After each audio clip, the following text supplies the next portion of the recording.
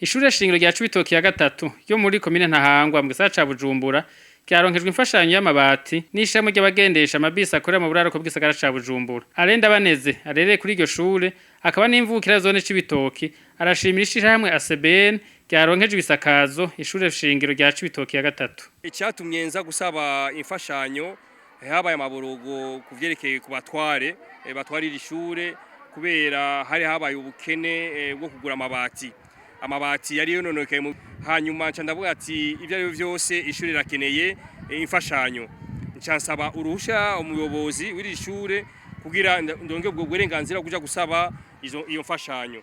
Aba rero bo muri ACBN bari mu bamwe nasavye imfashanyo uno musi urabona ko bayishikirije kandi ndabashimiye kubona bumvise akamo barakunda igihugu barakunda abana b'igihugu babonye ko bibaye ngombwa ko abana biga batekanye.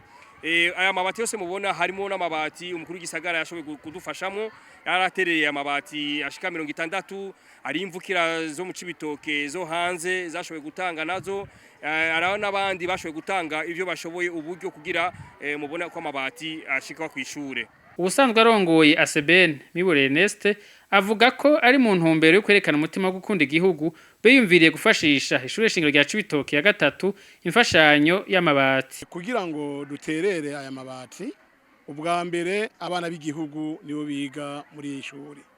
Ubwa kabiri arenda baneze yaje nk'umugenzi adusanga ku biro adusaba imfashanyo. Turamwumvira tumubwira ati naho turi mu bukene budasanzwe ntagora tuzogerageza ko dushoboye kose twiyungunganye ico tuzoronka tuzogushikiriza. Kuri uno munsi rero turashimira Imana kuko yo Imana yatugiye imbere tukaba twashikanye ku murimo ico twiyemeje.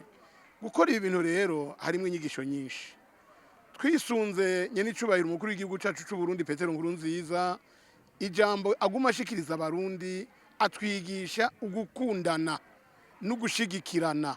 Niyo mpamvu rero iki gikorwa twagikoze mu ntumbero zo kubona aba bana bacu bo mu Cibitoke biga ngaha kuri amashuri ndetse sababonye biga ngaha harimo abo kumutakura harimo nabo mu Kamenge nabo mu Ngagara.